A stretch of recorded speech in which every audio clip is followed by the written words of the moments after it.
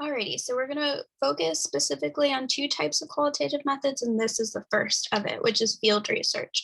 So this is when you are actively in the place or setting that you're interested in studying. So it could be if you're interested in studying the courts and the interactions within them, or if you are interested in studying like people. One example from your homework is people who are musicians and have sort of an alternative lifestyle and playing music to get the money that they need.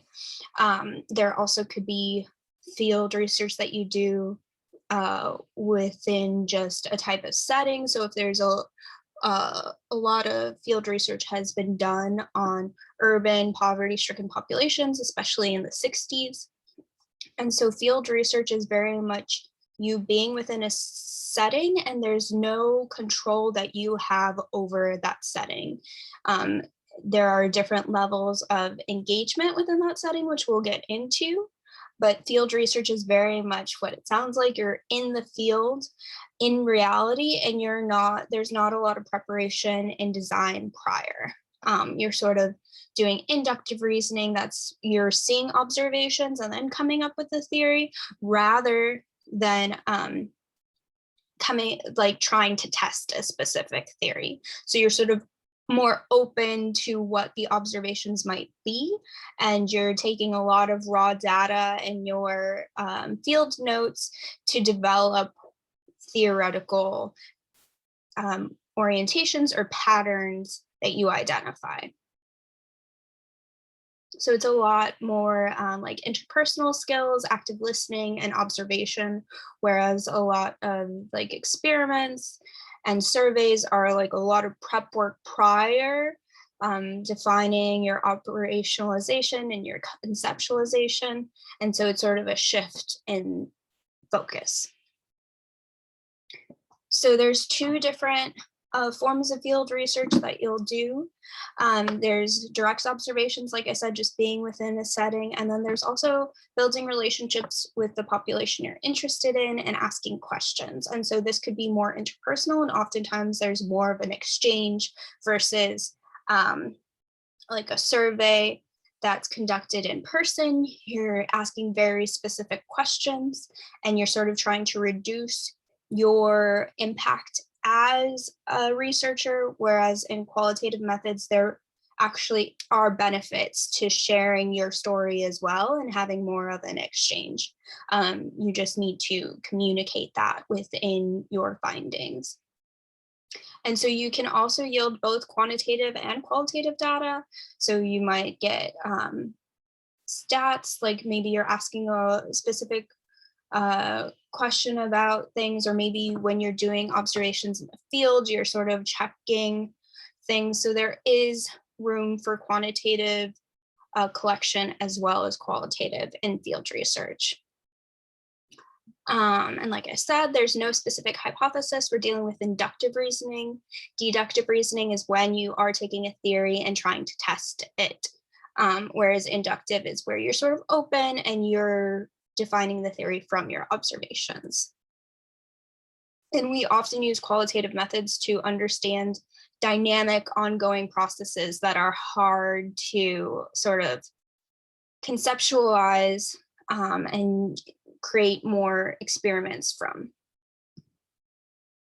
So as I said, your identity within qualitative research is much more important because we're not sort of putting our own identities behind research design as you would do in an experiment or a survey. Instead, your positionality may be a way in which you get information and a way in which you're getting larger access to the observations you're looking for. And so there's sort of a spectrum of outsider to insider. And I'm going to sort of go through examples of types of field observations that would be within the spectrum. So a complete participant is when you're actively have a role within the space that you're studying. So an example from your homework would be Nicole Gonzalez Van Cleve was a researcher who did observations within Cook County court system. And so she actually had an administrative role as a paralegal while she was going through law school in both the public defender side and the prosecutorial side of the court system. So that in and of itself is like, the fact that she was on both sides is great for access, because we know that those two systems are often separate. So if she were just to observe the public defender side, there would be a little bit less reliability because her position sort of restricts the access she has to the other side. And so complete participant is when you sort of are doing those observations, but people don't know that you're doing it. So when she was doing it, people were unaware that she was doing a study, but her role allowed her access to that information, because she didn't need to justify like why she would be doing a study. She had access because of her job role. And then there's participant as observer. So you would be making known your position as a researcher, and you would be participating within the group. And so this might be like, if you have had experience in the criminal justice system and you wanted to, like, I know that at least back in Chicago, my contacts there's a whole group of people who have been through the criminal justice system, and they started an alumni association. So they actively work with each other. So if someone within that group wanted to do a study on that group and their identity and how they've sort of desisted from crime, then they would be a participant as observer. Another thing could be like, if like anything in which you are part of a program or a group because of your identity and people know that, then you would be the person who would be the researcher and the person who would be able to sort of fit those both roles. And obviously you need to get consent from the people that you're researching with, but it's probably easier to get consent because you're the one that's also a part of that group. Then there's observer as participant. And so this is a little bit shifted. You're known as a researcher, but you don't fully participate. So for example, if I wanted to do like a study on community organizing, and I didn't participate in the community organizing space, but I went to the events and I told the people who organize the events, you know, hey, I'm doing research. I really want to understand how you all strategize and community organize. I would get that consent, and people would know that I'm just sort of like a fly on the wall there. I don't actually participate, but my identity is known to people. And so obviously me being there might change things if there's some type of incentive for people to act differently because of my observations, but ideally you would just be seen as a neutral party. That way people will be able to act as if they would have acted as if you were not there. Then there's the complete observer role, where you observe without becoming a participant, and often your identity is not known at all. So you're very much trying to be a fly on the wall. And this often occurs in public spaces where you as a person have access to, but you don't need to justify your role there. So it might be more setting driven. So maybe you go to Central Park and you want to identify people who sort of do acts or provide spaces of money, or maybe you just want to observe the types of people who go to Central Park and like what they're doing and how they interact with each other. And so oftentimes complete observer is based off of a setting, a site, because it's difficult to gain access to spaces without your identity being known unless it's a public space. So sampling and field research, because like I said, there's not a lot of prior design aspects of field research. Instead, there's just setting and space and being there and observing. So you're often not going to be sampling in a probability realm. So you are not going to be able to make causal claims, but you are still able to say what your findings are and what you theorize and what you think. So, but you do have to think about sampling when you're doing your research and really identify the types of observations you get access to. So there's two stages to sort of think through your sampling. Is one, what extent are the situations available for observations representative of general phenomenon you wish to describe and explain? So for example, if you are getting access to a therapy group, you need to think about, is this a typical therapy group? Am I getting specialized privileges? Did the director send me to the like best group because they wanted to show me how well their program is? If so, like, can I also gain access to groups that are more difficult or are having a more difficult time participating in the space? And so you really need to think about how you gain access and whether or not that access is generalizable to the larger population or setting you're interested in. So if I were to do like a setting, like more of a just complete observer within Central Park, then I couldn't make statements about parks in general. Like that's a very specific, large urban park that's like has a lot of notoriety. So if I wanted to observe how park spaces in general are a space of engagement or exchange, then maybe I would want to go to multiple sites and different types of sites. And so you do think about where you want to be in your observations and try to find some type of purposive space to address the question or the theme or the space or the setting that you're interested in. And then, are your observations within the total situations representative of all observations? And this is where identity can really come into play, because how people engage with us, if we are seen as a participant, may change the observations that we're seeing. So you really need to think about, okay, did that interaction happen because of my influence, or is the date and time in which I'm looking at this space like special? So you really need to think through the generalizability and whether or not those observations are unique sort of anomalies that often don't happen. So maybe you would, what we call triangulate, ask someone you're observing, hey, I saw this happen, like, is that pretty common? And that's a way that you can get at getting more reliability on whether or not your observations are consistent.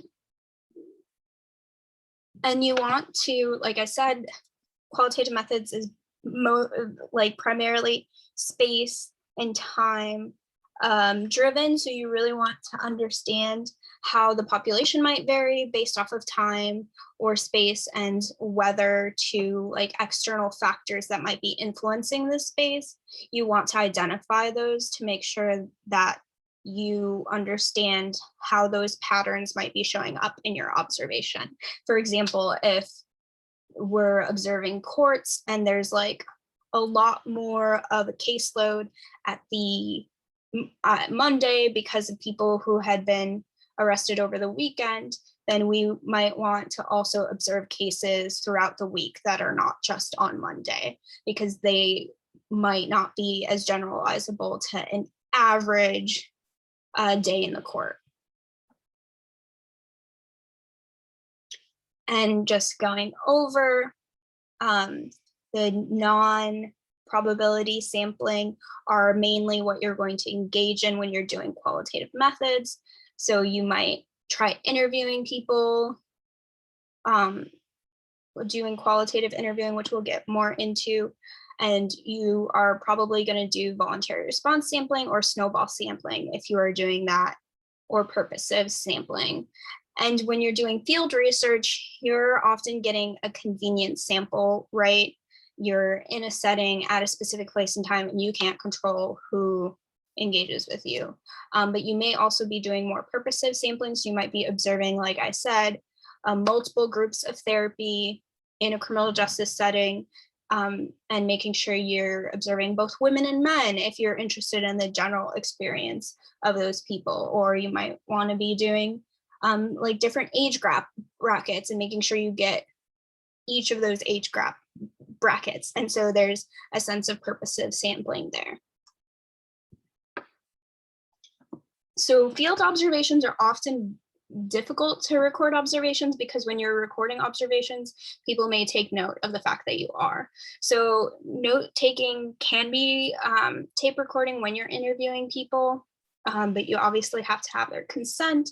And sometimes in the field, you can't be bringing these technological things because they disrupt the space. So maybe you have a conversation with someone and then you go to the bathroom and record yourself saying, okay, this is exactly what happened in this space. This is the conversation. And so a large part of qualitative methods is like getting accurate observations and making sure that your memory is not failing and you're sort of filling in observations where there are not. And so another strategy might be, if you are doing field observations, to write notes on your phone. And often qualitative researchers will really get skills of writing down like, okay, what is a key word from that interaction that when I go back to write my field notes up, I can easily remember what happened. So you would sort of develop a practice of doing that to jog your memory. You might also, there's a interesting new way in using photographs in qualitative methods. So if you are a participant as a group, you might be asking the people in therapy to take pictures of like things that represent their struggles or their wins in regards to therapy, and to take pictures of those things. And so there might be some type of photography or videotaping that occurs. You might videotape. Another form of field observations, which you could do, is a lot of New Jersey's courts actually have video live streaming of their courts. So you could just observe that and you're taking your observations actually from a videotaping of something. Or you could get access to just the transcripts of the courts or the audio of the courts and listen to that and take notes. So there's are other means of recording observations, gaining observations. Like I said, field notes are often like sketchy notes where you're just sort of writing things that jog your memory, and then you're going to rewrite those notes later in more detailed. And then there's structured qualitative observations. So I'm going to show you an example of one that I've experienced within the courts. Because the court setting is often very much structured, there are things that I can identify from the back that will always be said. So like what the charge is, where the person is coming from in the county, what the outcome was, did they receive bail, did they not receive bail? And so if you're observing a setting that's more structured because it's in a criminal justice setting, or because there's just like a flow of exchange for how things are structured, then you might be doing more structured observations and actually be doing more preparation on the design end than you would normally do in qualitative methods. So here's an example of a structured observation. Like New York Court Watch program enlists people to go to New York City courts and write observations and document the interactions of the court. And so qualitative methods is really good for understanding dynamics and interactions that are hard to quantify. But at the same time, there are quantitative methods that you can observe, like I said, like the demographics of the people who are within the court, the time that a judge spends with that person. And so there are quantitative metrics that you can also take, and that can be a part of your analysis as well, depending on how many observations you actually have. And so within this space, multiple observations are ideal. So the New York Court Watch program, like really tries to enlist a lot of people so they could get a lot of data. And then therefore, this is an instance where you could like potentially make some more causal claims because you have a random observation of courts. So if you are randomly assigning people to the time and place of courts, then you can get more into EPSOM, like equal probability, in which the observations are equally allowed to be observed and are random. And oftentimes when you're in a court setting, they're really fast. Court processes, especially in pretrial, go like very quickly. So sometimes what CourtWatch NYC does is they have multiple people observing one case because there's a lot of information that's being said at the same time. So it's good for reliability's sake to have multiple people observing the same thing and filling out the same form. And then afterwards, you would sort of compare and contrast the forms to make sure that they're reliable. And if there's any discrepancies or differences between the two forms, you would want to resolve that after you've observed. So there's sort of like a preparation stage of identifying the structure and coming up with the form that you would like to fill out. There might be a notes portion for you to write any qualitative notes like, oh, wow, the judge was like really rude to this particular person. Maybe it's because of this. And then so there's like the preparation phase and then the observation phase. And then there may be, if you're having multiple observers, and in this case you are, there's sort of a triangulation confirmation phase as well. And then obviously, if you're dealing with quantitative methods, then there's a lot of data input that has to happen because you're taking notes in the field, but you're also taking quantitative methods as well. So you have to then input your data or get someone else to look at the forms and input your data. And that is a place where error can occur because someone reading the form might not understand what you filled out, or maybe you were going through the form really fast. And so there is issues with internal validity in that way. So this is an example of a case observation protocol that I was actually participated in, where I did observations in Jersey City and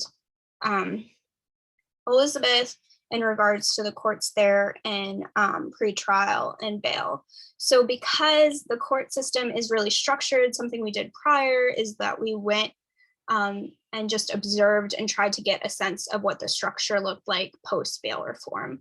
So we came up and adjusted this case observation protocol, which was made prior to bail reform.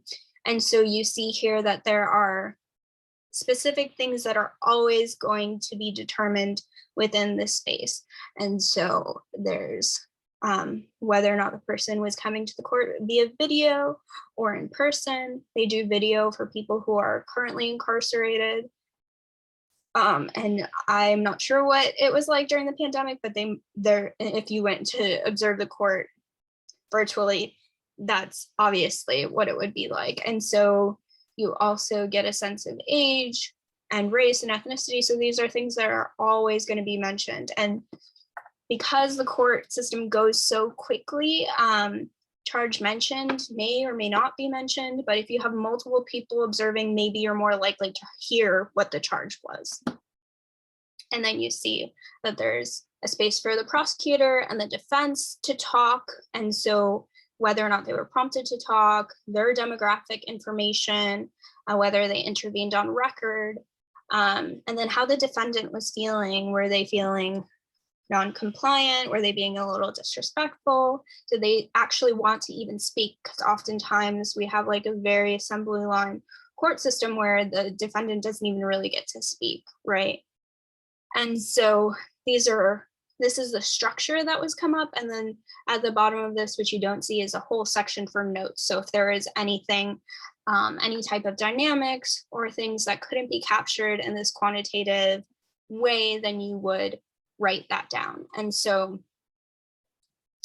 and as you see, a lot of these things are binary variables. So there's a question and it's yes or no whether or not this occurred. And this process area is what you would call a composite feature. So based off of these questions, the level of engagement with the defendant can be measured based off of these questions. And so you can create a spectrum of like 0 to 11, how many other questions there are of that engagement.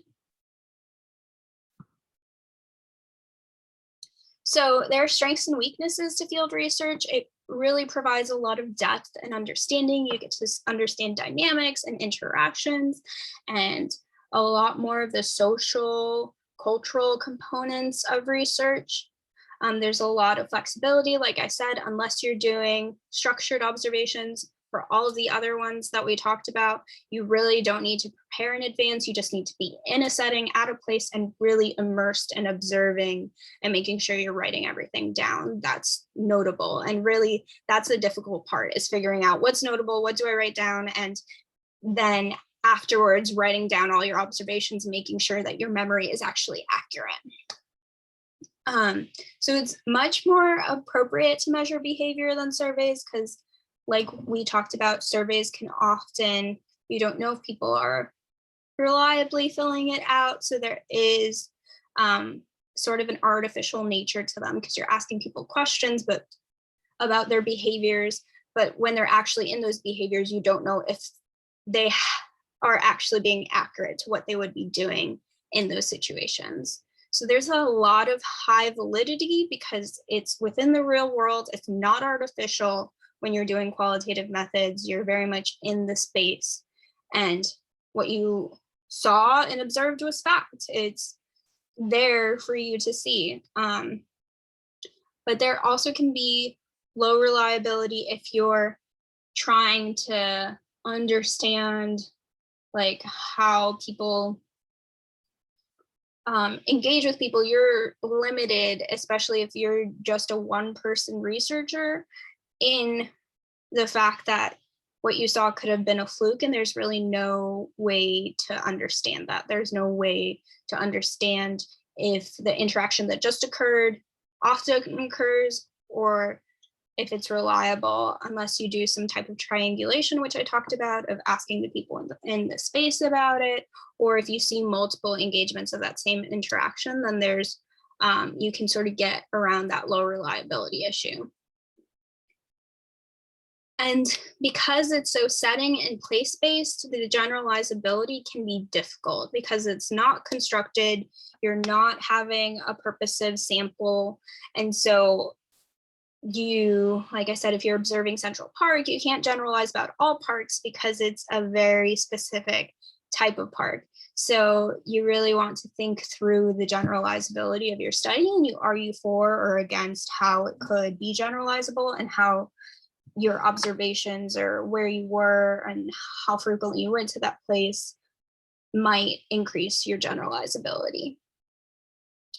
And this is all because precise probability samples can't normally be drawn if you're in a field setting.